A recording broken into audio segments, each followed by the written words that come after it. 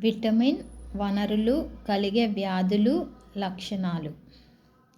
Thiamine B1 vitamin కలిగిన ఆహార పదార్థాలు తృణధాన్యాలు, నూనె గింజలు, కూరగాయలు, పాలు, మాంసం, చేపలు, గుడ్లు.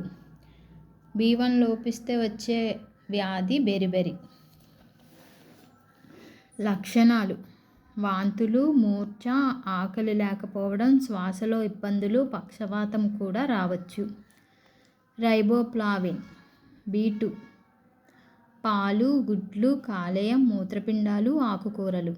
గ్లాసైటిస్ కలిగే వ్యాధి పేరు గ్లాసైటిస్. నోటిపూత, పెదవుల చివరలు పగలడం, నాలుకపై పుండ్లు, వెలుతురు చూడలేకపోవడం, పొడిబారిన చర్మం. నియాసిన్ B3 మూత్రపిండాలు, కాలేయం, మాంసం, గుడ్లు, చేపలు, నూనె గింజలు. B3 లోపిస్తే కలిగే వ్యాధి పెల్లాగ్రా. లక్షణాలు: చర్మ వ్యాధులు, నీటి విరేచనాలు, జ్ఞాపకశక్తి తగ్గిపోవడం, చర్మం పొలుసుబారిపోవడం. పైరిడాక్సిన్ B6 తృణధాన్యాలు, నూనె గింజలు, కూరగాయలు, పాలు, మాంసం, చేపలు, గుడ్లు, కాలేయం కలిగే వ్యాధి. B6 లోపిస్తే కలిగే వ్యాధి అనీమియా. లక్షణాలు: వాంతులు, మూర్ఛ. సైనకోబాలమిన్ B12 జీర్ణ వ్యవస్థలో ఉండే బ్యాక్టీరియా దీనిని సంశ్లేషిస్తుంది. పెర్నీషియస్ అనీమియా కలిగే వ్యాధి పేరు పెర్నీషియస్ అనీమియా. లక్షణాలు: నిస్సత్తువ, ఆకులు మందగించడం.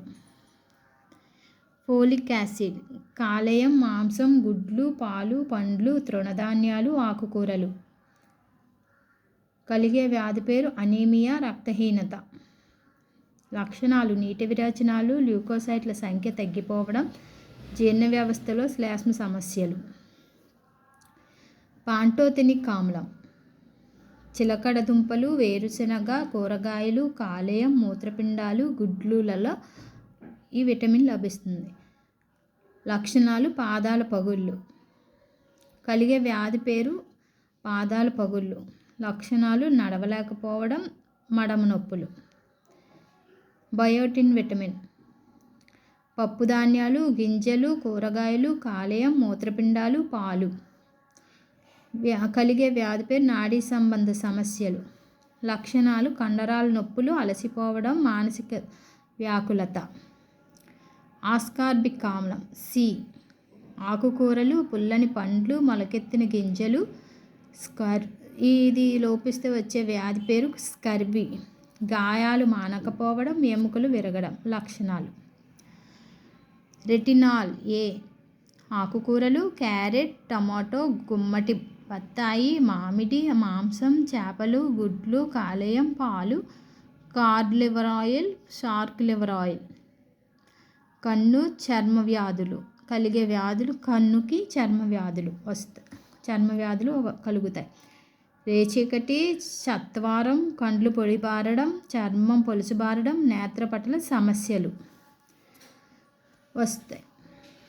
కాల్సిఫెరాల్ D కాలేయం, గుడ్లు, cod liver oil, shark liver oil, ఉదయపు ఎండ. రికెట్స్ వ్యాధి వస్తుంది.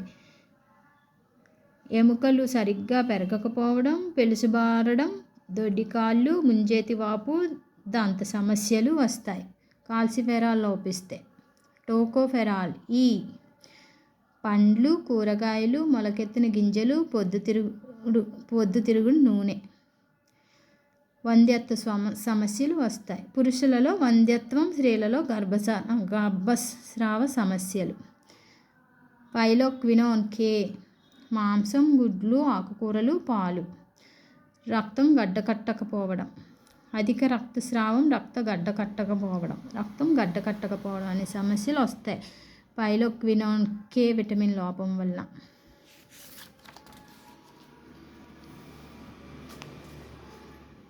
మనం తినే ఆహారం ద్వారా శరీరానికి కావలసిన విటమిన్లు లభిస్తాయి. సరైన పాలల్లో లేకపోయినట్లయితే విటమిన్ లోపాల వ్యాధులకు కారణమవుతాయి. విటమిన్ లభించే వనరులు లోపించినప్పుడు కలిగే వ్యాధుల గురించి చార్టును పరిశీలించండి.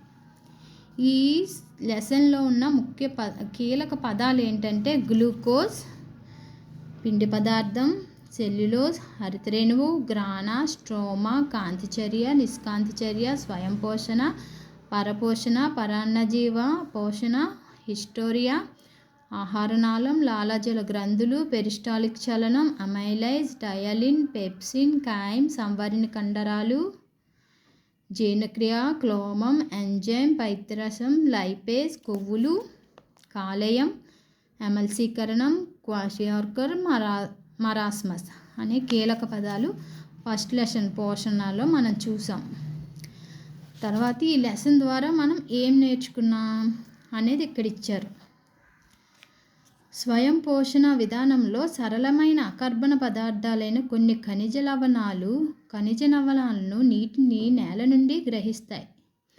స్వయం పోషకాలంటే మనకి మొక్కలు నేల నుండి గ్రహిస్తాయి. గాలిలోని కార్బన్ డయాక్సైడ్ను ఉపయోగించి బాహ్యశక్తి జనకమైన సూర్యకాంతి సమక్షంలో అధిక శక్తి కలిగిన సంక్లిష్ట కర్బన పదార్థాలు తయారవుతాయి. కిరణజన్య సంయోక్రియ విధానంలో పత్రహరితం కలిగిన ఆకుపచ్చని మొక్కలు గ్లూకోజ్ మరియు పిండి పదార్థం వంటి పదార్థాలను ఉత్పత్తి చేయడానికి సూర్యరశ్మి సమక్షంలో కార్బన్ డయాక్సైడ్ మరియు నీరు వినియోగించుకుంటాయి. కిరణజన్య సంయోక్రియలో ఆక్సిజన్ వ్యర్థ పదార్థంగా విడుదలవుతుంది. కిరణజన్య సంయోక్రియను క్రింది సమీకరణ రూపంలో చూపించవచ్చు. 6CO2 + 12H2O కాంతి పత్రహరితం C6H12O6 6H2O + 6O2. కిరణజన్య సంయోక్రియ జరగడానికి కాంతి, కార్బన్ డయాక్సైడ్, నీరు, పత్రహరితం అవసరం. కిరణజన్య సంయోక్రియ ప్రధానంగా హరితరేణువుల్లో జరుగుతుంది. హరితరేణువులోని గ్రానాలో కాంతి చర్య, స్ట్రోమాలో నిష్కాంతి చర్య జరుగుతుంది. కిరణజన్య సంయోక్రియలో గ్లూకోజ్, నీరు మరియు ఆక్సిజన్లు అంత్య పదార్థాలుగా ఏర్పడతాయి. హరితరేణువులో కిరణజన్య సంయోక్రియ జరిగేటప్పుడు ఈ క్రింది చర్యలు జరుగుతాయి. కాంతి శక్తి రసాయన శక్తిగా మారడం, నీటి అణువు విచ్ఛిత్తి చెందడం, కార్బన్ డయాక్సైడ్ కార్బోహైడ్రేట్స్గా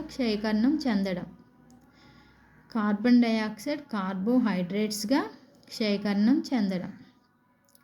ఇతర జీవులు తయారు చేసిన సంక్లిష్ట పదార్థాలను ఆహార పదార్థాలుగా తీసుకోవడమే పరపోషణ. పోషణల పద్ధతులు ఆహార పదార్థాల లభ్యతపై మరియు ఆహారం పొందే విధానంపై ఆధారపడి ఉంటుంది. కొన్ని ఏకకణ జీవులలో శరీర ఉపరితలం నుండి ఆహారం సేకరించినప్పటికీ జీవి సంక్లిష్టత పెరిగే కొలది వివిధ భాగాలు ప్రత్యేక విధులు నిర్వహించడానికి వీలుగా రూపొందాయి. సంక్లిష్ట కార్బోహైడ్రేట్లు, ప్రోటీన్లు, లిపిడ్లు సరళ అణువులుగా ఎంజైమ్ సహాయంతో విడగొట్టబడి శరీరంలో శోషణకు అణువుగా మార్చే ప్రక్రియను జీర్ణక్రియ అంటారు. మానవునిలో ఆహారం తిన్న తరువాత అది వివిధ దశల్లో జీర్ణాశయ గ్రంథుల ద్వారా స్రవించబడిన ఎంజైములచే విడగొట్టబడుతుంది.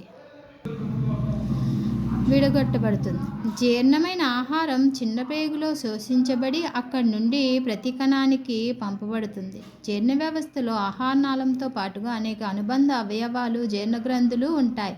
మానవుని జీర్ణ వ్యవస్థ క్రింది విధులను నిర్వహిస్తుంది. అంతరగ్రహణం, ఆహారం తీసుకోవడం. జీర్ణక్రియ, సంక్లిష్ట పదార్థాలు ఎంజైమ్ల సహాయంతో సరళ పదార్థాలుగా మారతాయి. వాటిని శరీరం ఉపయోగించుకుంటుంది. శోషణ, జీర్ణమైన ఆహారం ఆహార నాళం గుండా ప్రధానంగా చిన్న ప్రేగుల గుండా ప్రయాణించేటప్పుడు ప్రసరణ వ్యవస్థలోని ఆహారం చేరడాన్ని శోషణ అంటారు. మల విసర్జన, జీర్ణం కాని ఆహారం పాయు ద్వారా బయటికి పంపడం. అభ్యసనాన్ని మెరుగుపరుచుకుందాం. క్వశ్చన్స్ అయిన తర్వాత ఇవన్నీ క్వశ్చన్సే. ఎన్ని ఇచ్చారు? మొత్తం 33 క్వశ్చన్స్. తర్వాత ఖాళీలు, ఇవి బ్రాకెట్స్, తర్వాత మనకి సెకండ్ లెసన్ శ్వాసక్రియ శక్తి ఉత్పాదక వ్యవస్థ. ఈ లెసన్ నేను నెక్స్ట్ వీడియో నుంచి కంటిన్యూ చేస్తాను.